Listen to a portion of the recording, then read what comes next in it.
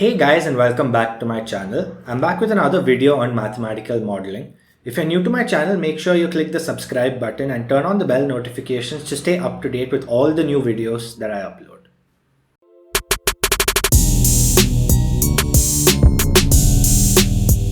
In today's video, we'll be talking about stability analysis, and in specific using the trace determinant method or the trace determinant plane to describe the stability of linear planar dynamical systems. So without further ado, let's get started with it. If you're new to dynamical systems, I have already created a few videos on the same, and I'll link them right here in the description so that you guys can check it out. So in specific, in today's video, we'll be talking about linear planar dynamical systems, which essentially means that we're talking about a 2D linear dynamical system of the following form, where A is nothing but the matrix of coefficients and X is nothing but the state vector of the dynamical system. So what I've put down here is what we're going to deal with today. Now, the solution for this dynamical system, for those of you who aren't aware, is as follows. It's basically some C1 times e power lambda 1 t times v1 plus c2 e power lambda times 2t plus v2, where c1 comma c2 are some real numbers, lambda 1 comma lambda 2 are eigenvalues of A, v1 comma v2 are the corresponding eigenvectors. Now, given that we have such a linear planar dynamical system, we are interested in discussing the stability of this system. So if you notice in such systems, the equilibrium point is actually nothing but 0, 0, or that's actually the origin. So the origin is an equilibrium point for such systems, and we want to discuss the stability about that equilibrium point. So for those of you who don't know what equilibrium points are, I've already described it. I will link the video here, or you can check in the description. But in short, equilibrium points are those points where the state of the system is fixed, which is why they're also called fixed points. So essentially, we want to find all those points where the state of the system or the rate of change of the system is 0, which essentially means that the system is in a constant state. All the solutions of that give us the equilibrium points. In linear planar dynamical systems, we have 0, 0 as the equilibrium point. So now there are some classifications of equilibrium points, as in the stability of equilibrium points, and this is mainly dependent on the eigenvalues of the system. So the following are the classifications. Basically, we can have lambda 1, lambda 2 are real values, or they could be complex, and the third one, which is a special case of the real value case, is that lambda 1 is equal to lambda 2. Now, in each of these cases, we have a few possibilities. So if lambda 1 and lambda 2 are negative, we have stable. Lambda 1 and lambda 2 are positive, we have unstable. Lambda 1 greater than 0 and lambda 2 less than 0, we have a saddle point. If you guys aren't sure why this is true or how this is true, I will link a video, and I'll also link a PDF which you guys can read in my description. Now, if lambda 1 and lambda 2 are complex, essentially, let's say the complex roots are of the following format. We have, if A equal to 0, we have something called a center. If A less than 0, we have a stable spiral, and if A greater than 0, we have an unstable spiral. Now if lambda 1 equal to lambda 2 equal to say lambda, so if lambda less than 0, we have a stable equilibrium point. If lambda greater than 0, we have unstable. Again, the aim of this video is not to describe these conditions, it's to describe the trace determinant method. I'm just summarizing this so that we can move to the trace determinant method. So now in the trace determinant method, so to speak, we have basically the following. So we know that the solution of the dynamical system, which I've already described, is some c1 times e power lambda 1 t times v1 plus c2 e power lambda times 2 t times v2. Now when I have a differential equation, a system of differential equations in the following form, we basically have to find the eigenvalues, right? So how do we find the eigenvalues? We basically take the determinant of a minus lambda I and find the solutions of that equation, which is the characteristic polynomial, and we get the eigenvalues. Now the thing is that we actually have a method of doing that using the trace and the determinant. So what I mean by that is, so if I have A here, which is A, B, C, D, T, which is equal to the trace of the matrix A, is actually A plus D, and the determinant is equal to AD minus BC. Now we have the following for lambda 1 and lambda 2. When you do mod of A minus lambda I equal to 0, we get the following solution. So I'm not going to completely do the math here, but you guys can do it and verify that we actually get the following. Lambda 1 is equal to t plus root of t square, sorry about that, root of t square minus 4d by 2, and lambda 2 is equal to t minus root of t square minus 4d by 2. So from this we can make a couple of observations, and the observations are as follows: that actually the trace of A, which is t, is equal to lambda 1 plus lambda 2, and second thing is the determinant of A, which is D, is actually equal to lambda 1 times lambda 2. You guys might already know this if you're aware of matrices, that the sum of the eigenvalues is nothing but the trace of the matrix, and the product of the eigenvalues is actually the determinant of the matrix. So now we have these as the eigenvalues, right, for a linear planar dynamical system. So now we obviously have some conditions on this, and I'll just write them here. So if I have t square minus 4d greater than 0, t square minus 4d less than 0, t square equal to 4d. So in this case, we actually have that t square minus 4d, which is the term inside the root, is greater than 0, which means it will be a real value. Root of a real value will be real. Therefore, lambda 1 and lambda 2 are real. In this case, lambda 1 and lambda 2 are complex, and in this case lambda 1 equal to lambda 2. So based on t square minus 4d, which is nothing but the trace squared minus 4 times the determinant, based on the value of this, whether it's positive, negative, or exactly equal to 0, we can tell what kind of roots we have. So if you see the classification, the first step is figuring out what kind of roots we have. Are they complex? Are they real? And if they are real, are they equal? So we already have that from just this condition of t square minus 4d. Now the next thing that we have to figure out is whether the eigenvalues are positive or they're negative, or in case of complex, again, is the real part of the complex root positive or negative? And again, if the eigenvalues are equal, are they positive or are they negative? So how do we do that, right?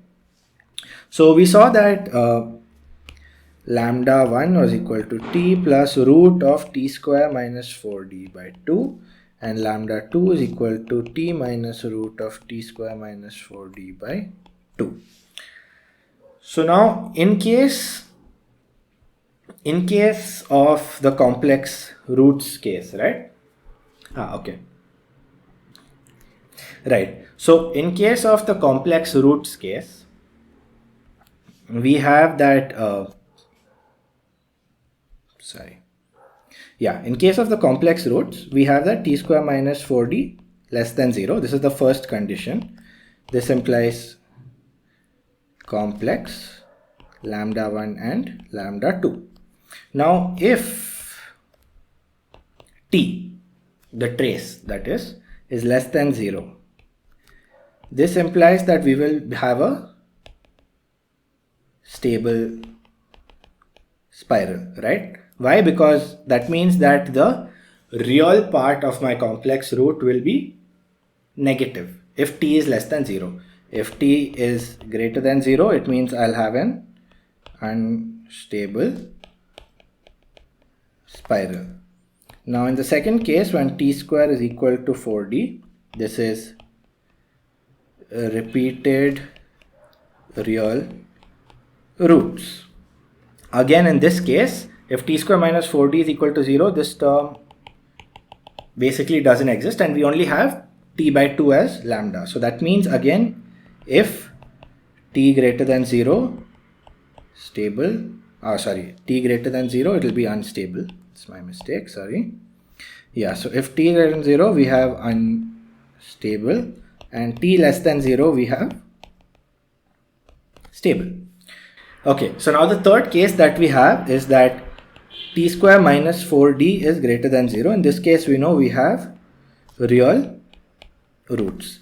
So here actually the thing that we have to look at is the determinant, because we know that the determinant is the product of lambda 1 and lambda 2, as I already explained above, right? So based on the value of determinant, we can figure out whether the real roots are positive or they are negative, or one is positive, one is negative. So now the first thing that we can do is, also we can look at the trace, which is lambda 1 plus lambda 2. So now if d is less than 0, this has to imply one positive and one negative, right? There is no other way that you can have product of two numbers is negative. Either one of them has to be negative.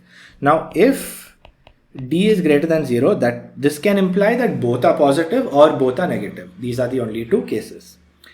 So again, if t square minus 4d is greater than 0, we have already concluded, okay, real roots. Now if the determinant is negative, we can immediately conclude that it's a saddle point. Why? Because one eigenvalue has to be positive, one eigenvalue has to be negative.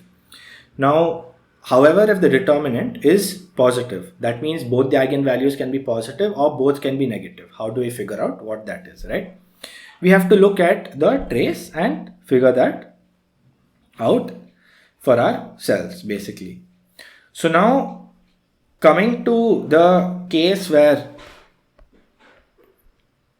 we talk about the trace determinant method, which is basically the main aspect of our video. I'm going to draw a graph here, which will basically help us understand what the trace determinant plane or the trace determinant method is. So what I'm drawing right now is a 2D graph, obviously, which is the trace determinant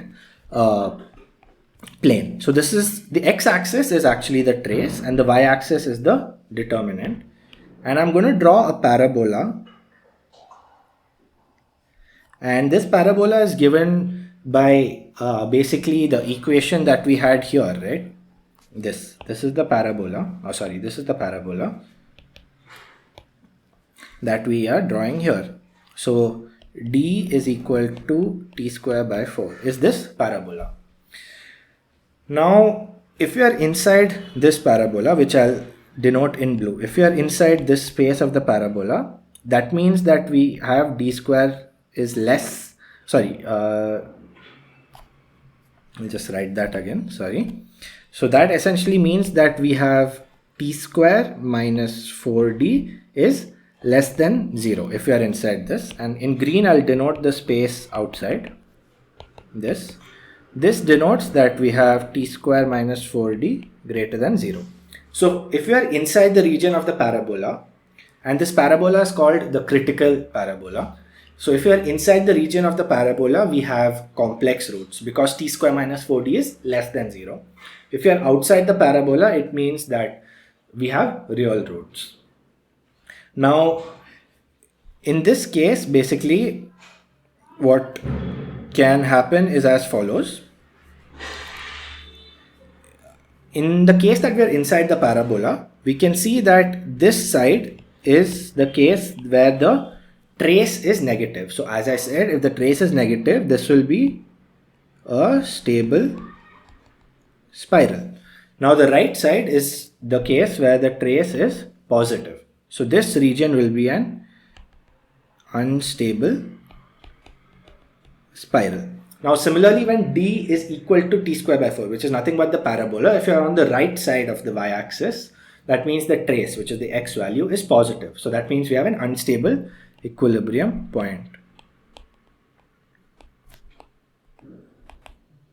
And if you are on the left side, that means the left part of the parabola, then you have a stable equilibrium point because the trace is negative.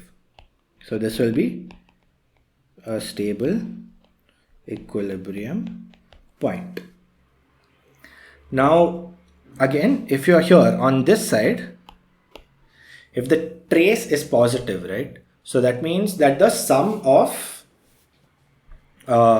so we are above the x-axis, which means our determinant is greater than 0, right? So when determinant is greater than 0, the possibilities are that either you will have both the roots positive or both the roots negative. Now if both the roots are positive, then the trace will be positive. So that means this is again unstable.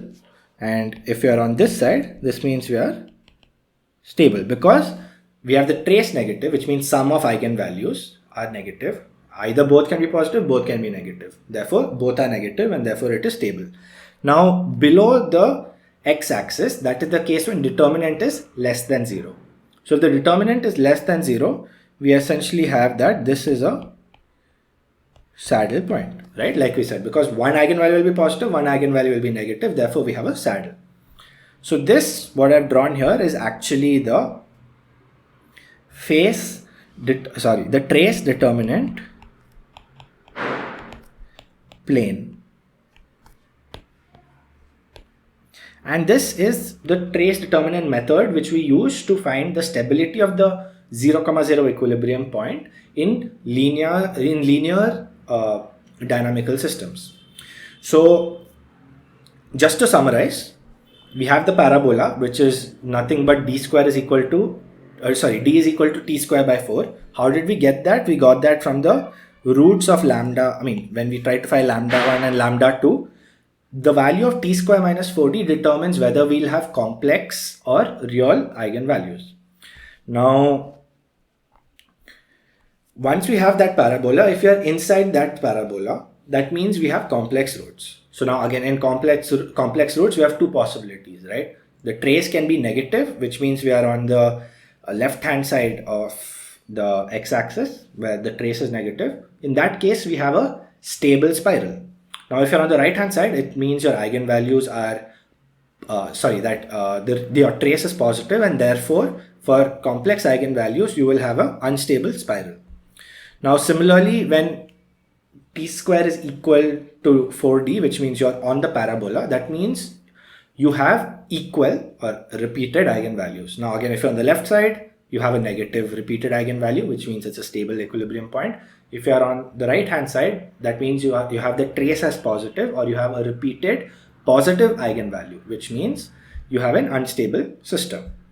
Now the region outside the parabola and above the x-axis is where you have t square is greater than 4d, where the determinant is positive and you have real eigenvalues. So if you're on the left hand side, it essentially means that you have a stable equilibrium point because both your eigenvalues will be negative. Again, on the right hand side, it will be unstable.